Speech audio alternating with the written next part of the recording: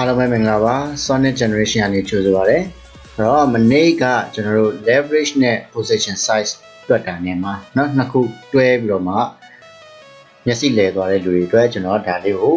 ဒီ video file လေးကိုလုပ်ပေးတာပါเนาะ Okay အဲ့တော့ကျွန်တော်ဘယ်လိုသွားမလဲဆိုတာဆက်ကြည့်အောင်။အဲ့တော့ leverage နဲ့ contract size เนาะအဲ့တော့အဲ့မှာဒီမှာကျွန်တော် leverage ဆိုတာကိုနားလဲရမယ်။ leverage ဆိုတာဘာလဲဆိုလို့ရှိရင်ကျွန်တော်1:100 ကိုယူထားရဲဆိုလို့ရှိရင်ကို့မှာဒေါ်လာ100ရှိတယ်ဆိုလို့ရှိရင်ဒေါ်လာ1000ဘို့အလုပ်လုပ်နိုင်တယ်ဆိုတာကိုနားလည်ရမယ်ကို့မှာဒေါ်လာ1000ရှိတယ်ဆိုလို့ရှိရင်ဒေါ်လာ300ဘို့ထိအောင်အယောင်းဝယ်လုပ်ခွင့်ရှိတယ်ဆိုတာကိုနားလည်ရပါမယ်နော်နောက်တစ်ခုကကျတော့ဘာလဲဆိုလို့ရှိရင်ကျွန်တော် contract size နော် contract size ကဘာကိုပြောလဲဆိုလို့ရှိရင် one lot ဆိုတာဒီဘာလဲ 100,000 unit of base currencyနော်အဲ့တော့ base currency ကိုကျွန်တော်တို့ unit 300ဘို့ဝယ်တာဆိုလို့ရှိရင်ဒါ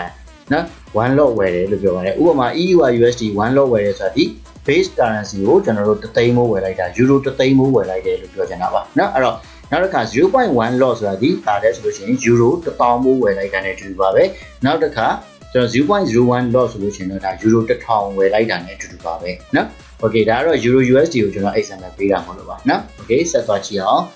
နောက်တစ်ခုကဘာလဲဆိုလို့ရှိရင်ကျွန်တော်ဒီမှာ EUR USD ညီမျှခြင်း 1.3214 ဆိုတဲ့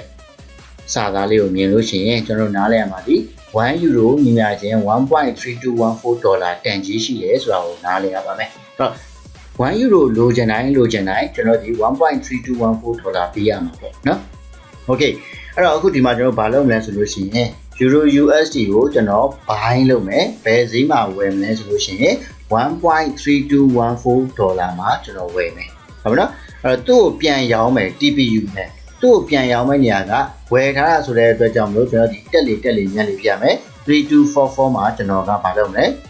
အမြတ်ယူမယ်နော်14ဆိုတော့243444နော်အဲ့တော့ pit 30ကျွန်တော်တို့အတွက်အမြတ်ရှိတယ်ဟုတ်ပြီ stop loss ကိုဘယ်နားမှာထားမလဲဆိုတော့ကျွန်တော်ဒီ 1.3204 မှာထားမယ်ဆိုရင်ကျွန်တော်တို့ဒီ3204နဲ့ဒီမှာ EP နဲ့ SN နဲ့ channel လိုက်လို့ရှိရင်ကျွန်တော်10 pit ရှိတယ်အဲ့တော့ကျွန်တော်တို့ရဲ့ stop loss pit ဒီဘယ်လောက်လဲဆိုရင်10 pit ပေါ့ okay အဲ့တော့ကျွန်တော်ဒီနားလေးမှာ position size လေးတွက်ကြည့်အောင် position size ကိုတွက်မယ်ဆိုလို့ရှိရင်ကျွန်တော်ရဲ့ net liquidation ကိုသိရမယ် risk per trade ကိုသိရမယ်ပြီးရင် formula လေးအတိုင်းပဲကျွန်တော်လုပ်မယ်နောက်ပြီးလို့ရှိရင် stop loss pit ဘယ်လောက်ရှိလဲဆိုတော့သိရမယ် value per pit ကိုသိရမယ်ဆိုတော့ stop loss pit ဒီကျွန်တော်ဘယ်လောက်ရှိလဲဆိုတော့10 pit နောက်ပြီးလို့ရှိရင် value per pit ကအများရန်30လို့ကျွန်တော် example ပေးထားတယ်ဆိုတော့နောက်တစ်ခါ net liquidation က example ပေါ့ကျွန်တော်မှာဒေါ်လာ1000ရှိတယ်လို့ပဲယူဆလိုက်ပါတော့เนาะ okay risk per trade ကဘယ်လောက်လဲဆိုတော့1ပြီးရင်နောက်က 0.01 နဲ့ကျွန်တော်တို့ဒါမြောက်လိုက်မယ်เนาะ okay အဲ့ဆိုလို့ရှိရင်ကျွန်တော် next ကိုဆက်သွားကြည့်အောင် okay နောက်တစ်ခါဒီမှာကျွန်တော်အစားသွင်းလိုက်မယ်ဆိုတော့ကျွန်တော်ဒီမှာ net liquidation ဒီကျွန်တော် equity 1000ရှိတယ်ကျွန်တော်ယူမဲ့ risk ဒီ 1% ပြီးလို့ရှိရင် 0.01 ဒါပုံသေးထည့်မယ်10 pip ကကျွန်တော်ရဲ့ stop loss နောက်ပြီးရင်30ဆိုတဲ့ဟာဒီကျွန်တော်ရဲ့ခုနကပြောတဲ့ value per pip က standard ဒီ30ထည့်မယ်ဆိုတဲ့အချိန်မှာကျွန်တော်ဘယ်လောက်ရလဲဆိုတော့အပေါ်မှာ30အောက်မှာ100ဆိုတော့ကျွန်တော်တို့ဒီမှာ 0.1 lot ရောင်းဝယ်လုပ်ခွင့်ရသွားပါတယ်ဟုတ်ပြီနော်အဲ့တော့ကျွန်တော်ရှေ့မှာပြောခဲ့တဲ့1 lot ဒီ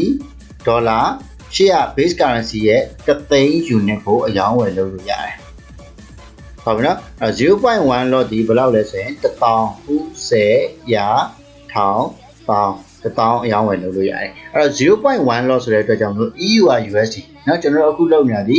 EUR USD EUR USD ကို 0.1 lot အယောင်းဝယ်လုပ်ခွင့်ရတယ်ဆိုတော့ကျွန်တော်ဒီဘာနဲ့သွားတူလဲဆိုတော့ euro 1000ဘိုးဝယ်လို့ရတယ်လို့ပြောတာပါဟုတ်ပြီနော်အဲ့တော့ euro 1000ခု10ရာထောင်1000 euro 1000ဘိုးကျွန်တော်ဝယ်ဖို့ရအတွက်ဒါလုပ်လို့ရတယ်အဲ့ euro 1000ဘိုးဝယ်မယ်ဆိုတော့သူ့ရဲ့ဈေးကဘယ်လောက်လဲခုနက 1.3214 ဆိုတော့ဒါ$1 1 euro ရဲ့ဈေးလေဟုတ်ပြီနော်အဲ့တော့ euro 1000ဆိုလို့ရှိရင်ကျွန်တော်ဒီ13214 ဒေါ်လာရှိမှကျွန်တော် euro 1000ဝယ်လို့ရမှာเนาะအဲ့တော့ဒီမှာအခုကြတော့ကျွန်တော်တို့မှာ euro 1000ရှိတာကျွန်တော်တို့ရဲ့ဒေါ်လာ1000ကျော်ရှိတာကျွန်တော်တို့မှာဘယ်လောက်ပဲရှိအောင်ဆိုဒေါ်လာ1000ပဲရှိတယ်เนาะဒေါ်လာ1000ပဲရှိတယ်ဒါပေမဲ့လို့ကျွန်တော်တို့ဒီဘာလို့လို့ရအောင်ဆိုတော့ euro 1000ဘို့အယောင်းဝယ်လုပ်လို့ရပါတယ်ဟုတ်ပြီเนาะအဲ့ဒါဘာလို့လဲဆိုလို့ရှိရင်ခုနပြောတဲ့ leverage ကြောင့်မလို့ ဟုတ်ပြီနော်အဲ့တော့အမှန်တကယ်တော့ကျွန်တော်တို့ဒီ leverage နဲ့ deposition size နဲ့ကိုတွဲပြီးတော့မှစဉ်းစားကြမလို့ပါဘူးတက်စီပါဒါပေမဲ့လို့အခုမျက်စိလဲနေတဲ့အတွက်ကြောင့်လို့ကျွန်တော်နှစ်ခုပေါင်းပြီးတော့မှရှင်းပြလိုက်တာပါเนาะအဲ့တော့ 0.01 လော့အယောင်းဝယ်လုပ်လို့ရတယ်ဆိုတာဒီတနည်းအားဖြင့် euro 1000အယောင်းဝယ်လုပ်လို့ရတာပါ euro 1000အယောင်းဝယ်လုပ်မယ်ဆိုလို့ရှိရင်ကျွန်တော်တို့လက်ထက်မှာ euro ဒေါ်လာ1000ကျော်ရှိရပါမယ်13000ကျော်ရှိရပါမယ်ဒါပေမဲ့ကျွန်တော်လက်ထက်မှာဘယ်လောက်ပဲရှိအောင်ဒေါ်လာ1000ကျော်ပဲရှိပါတယ်ဒါပေမဲ့လို့ကျွန်တော်ဒီ leverage ရှိနေတဲ့အတွက်ကြောင့်လို့ဒေါ်လာeuro 1000ကိုကျွန်တော်တို့အယောင်းဝယ်လုပ်ခွင့်ရသွားခြင်းဖြစ်ပါတယ်โอเคပါအဲ့ဒါဆိုလို့ရှိရင်ဒီဗီဒီယိုလေးကနေပြီးတော့မှခုနကရှုပ်နေတဲ့ဟာဒီကိုနည်းနည်းရှင်းသွားမယ်လို့ယူဆပါတယ်နားလည်သွားပြီဆိုလို့ရှိရင်ကျွန်တော်တို့ comment မှာတစ်ချက်လောက်ပြောပြခဲ့ပါအကယ်၍နားမလည်ဘဲနဲ့မေးစရာတစ်ခုခုရှိတယ်ဆိုလို့ရှိရင်လည်းကျွန်တော်တို့တစ်ခုခုပြန်ပြီးတော့မှ comment မှာပြောပြထားပါโอเคပါအားလုံးကိုကျေးဇူးများကြီးတင်ပါတယ်